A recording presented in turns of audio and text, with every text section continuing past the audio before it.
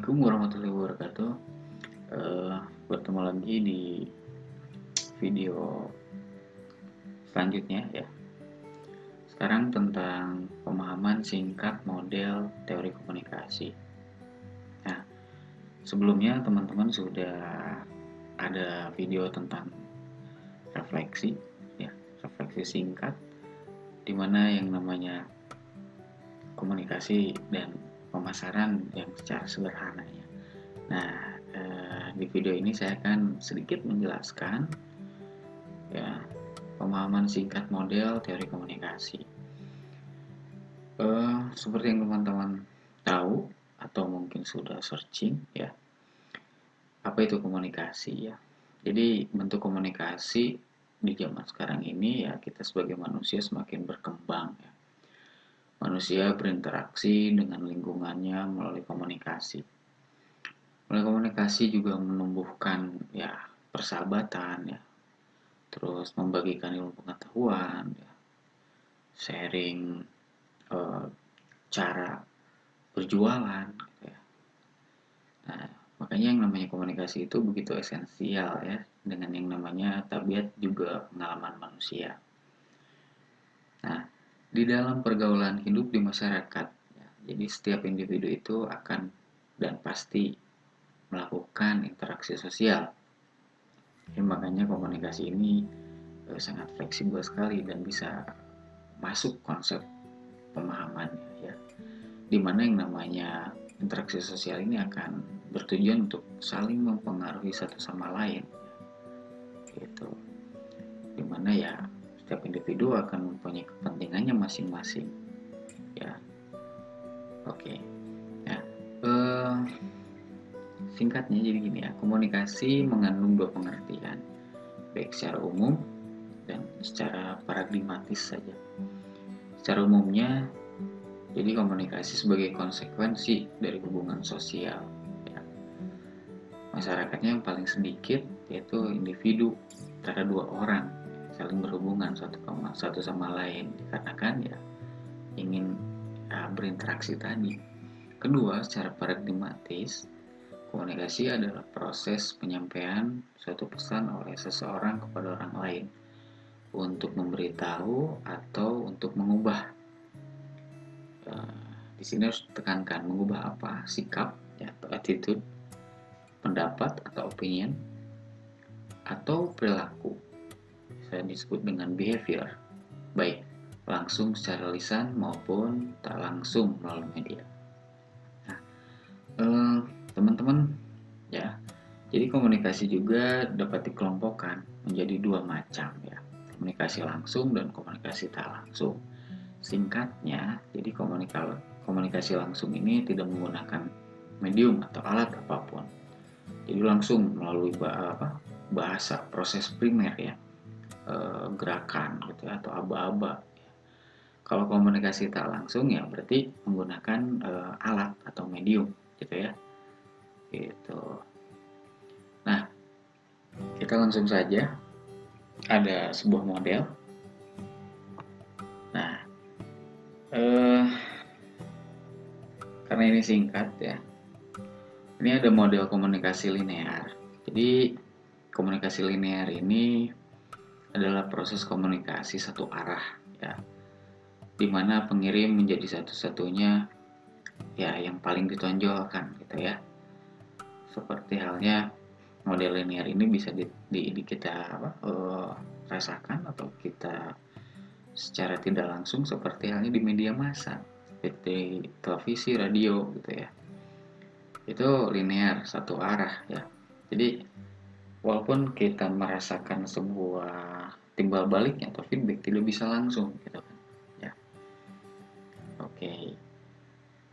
Jadi yang namanya komunikasi linear ini ada kelebihannya ya. Kelebihannya memudahkan pesan secara persuasif. Makanya yang namanya iklan ya itu selalu dipasang di media massa ya, baik di televisi, media cetak ataupun radio gitu ya. Terus kekurangannya ya yang tadi saya bilang, jadi umpan balik atau feedbacknya nggak kelihatan oleh si komunikator atau si sumber pesan itu. Nah, di sini ada model komunikasi Aristoteles. Kalau saya pribadi, ini adalah model komunikasi ya biasanya dipakai oleh para public speaking ya, yang bahkan kalau misalnya di apa ya, di Jumatan gitu ya. Jadi sangat satu arah sekali, karena sampai saat ini saya belum pernah kalau lagi Jumatan ada yang lagi ceramah terus interupsi gitu ya. Nah, jadi model Aristoteles di sini bagi ada empat komponen ya, dimana yang namanya speaker itu adalah sebagai pembicara ya. Nah, si pembicara ini ya, ini mempunyai sebuah ide, pemikiran, gagasan yang akan dia bicarakan sebagai pesan yang berbentuk verbal. Terus lebihnya ke speech ya. Nah, untuk disampaikan kepada siapa ya? Pasti disampaikan kepada halayak. Nah, gitu. Yang namanya halayak ini ya biasa disebut dengan audiens ya. Audiens. Terus setelah audiens ya, apa yang diharapkan oleh si pembicara atau speaker ini ya efek ya. Nah, di sini ada yang disebut dengan possession ya. Possession di sini ya adalah sebuah sifat ya. Kalau saya bilang ini sifat di mana itu tadi tergantung pada situasi saat pesan disampaikan kepada si halayak itu atau si penerima itu. Kalau misalnya ingin terjadi efek ya berarti si halayak itu harus konsentrasi mendengarkan si pembicara gitu. Nah, ini menimbulkan possession ya. Jadi ketergantungan ini apa? Keadaan si penerima pesan. Nah, yang kedua ada model komunikasi Laswell ya. Nah, mungkin teman-teman pernah sering apa? Mendengar ya, who, say what, channel, to whom, with what effect ya. Di sini ya, kalau di dalam komunikasi ya, ini sering dipakai karena yang namanya model komunikasi Laswell ini sangat terkenal ya di tahun ya 1948-an kalau nggak salah. Jadi ini tentang media massa ya. Nah, jadi who itu si sender ya. Siapa berbicara ya. Kalau lebih lengkapnya saya nggak ngegambarin secara detailnya ya. Who ini sender ya. Kalau secara elemen komunikasinya itu komunikator. Secara analisisnya itu analisis kontrol ya. Nah, say what, nah ini message atau pesan ya. Elemen komunikasinya yaitu ya itu tadi pesan. Secara analisisnya analisis konten. Terus in which channel ya, pakai channel apa ya, ini analisis media. Kalau yang tadi saya bilang di Aristoteles itu dia langsung ya, ini langsung, kalau ini tak langsung. Jadi kalau di Laswell ini pakai media. Maksudnya pakai media apa di sini ya, media komunikasi ya bisa berupa cetak dan elektronik ya. Makanya ini bisa disebut dengan agenda media ya, teori komunikasi. Kalau di dalam agenda media itu saya lagi rame sekarang ini covid semua gitu ya, stasiun TV itu. Nah, to whom ya jelas ya, pada receiver atau penerima. Di sini audience ya. Nah, terakhir ada with what effect ya, pengaruhnya. Kalau dianalisisnya secara analisis dampaknya gimana. Nah, ini sangat satu arah sekali ya. Jadi kalau di sini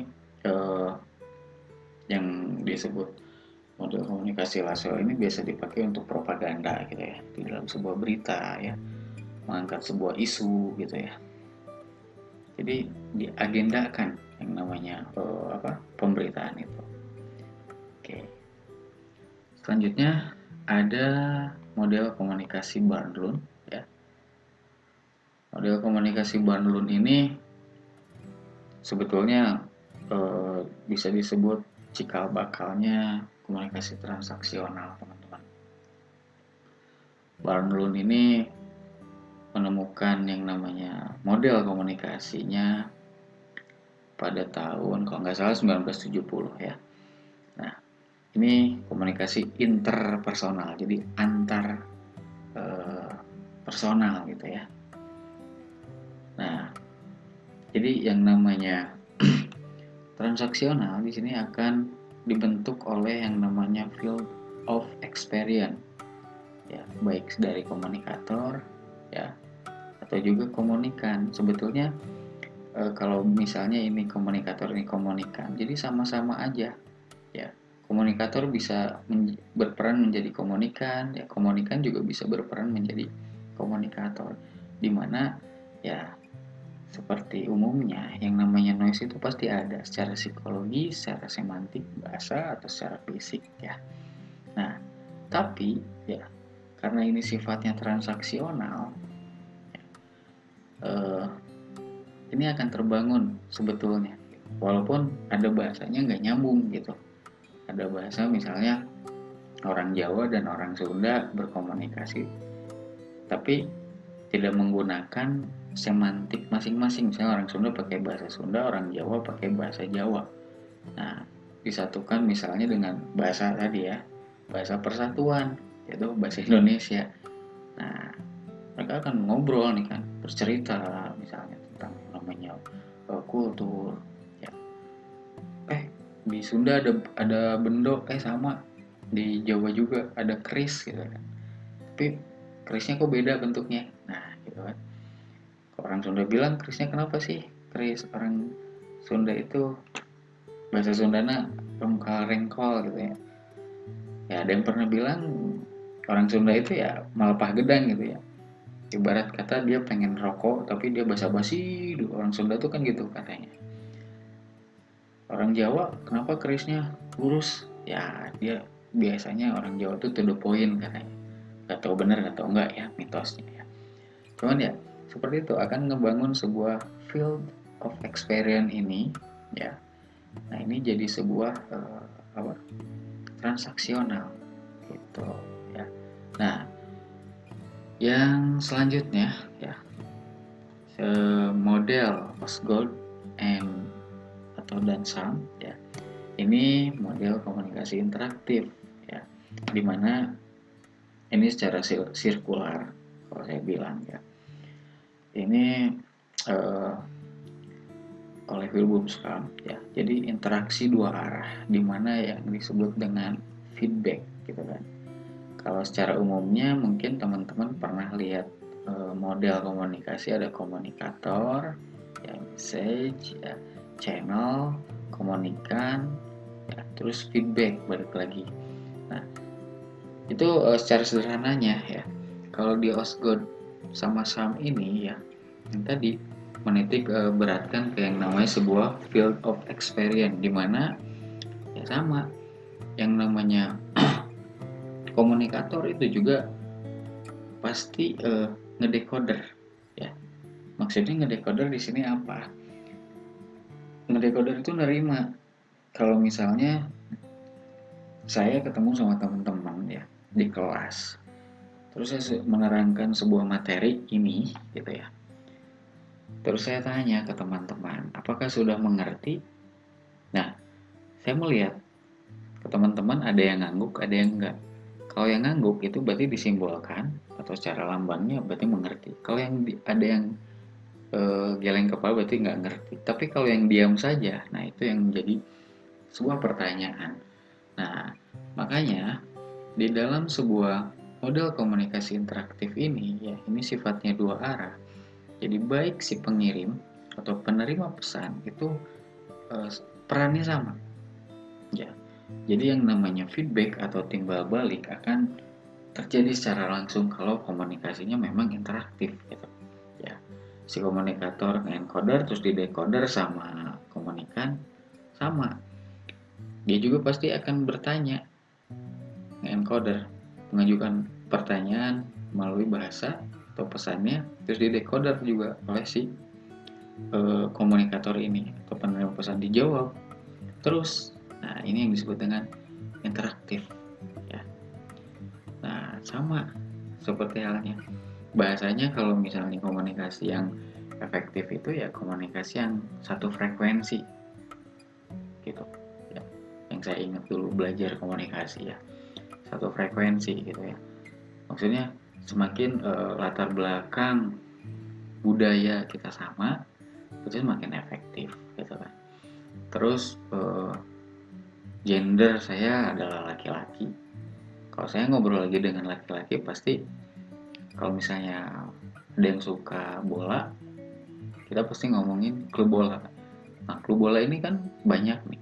Ada yang dari Liga Inggris gitu kan, ada yang lagi dari Liga Italia gitu kan. Nah, itu akan ngebangun sebuah yang namanya komunikasi. Kalau di Italia misalnya suka siapa, suka klub apa, Inter Milan atau Juventus gitu kan. Atau Liga Inggris suka Manchester United, pasti kita ngobrol nyambung ya. Nah, baik juga sama di perempuan kalau ngobrolin apa tuh ya, tentang skincare gitu. Nah, ada sebuah experience ya, ada sebuah pengalaman, field of experience ya, dimana yang akan menggabungkan yang namanya sinyal itu tadi ya. Jadi sebetulnya dinamika model komunikasi ini ya, kalau di zaman sekarang sangat dinamis sekali teman-teman ya. Nah, itu sedikit sharing dari saya tentang model ya, teori dari komunikasi. Begitu saya ucapkan terima kasih. Assalamualaikum warahmatullahi wabarakatuh.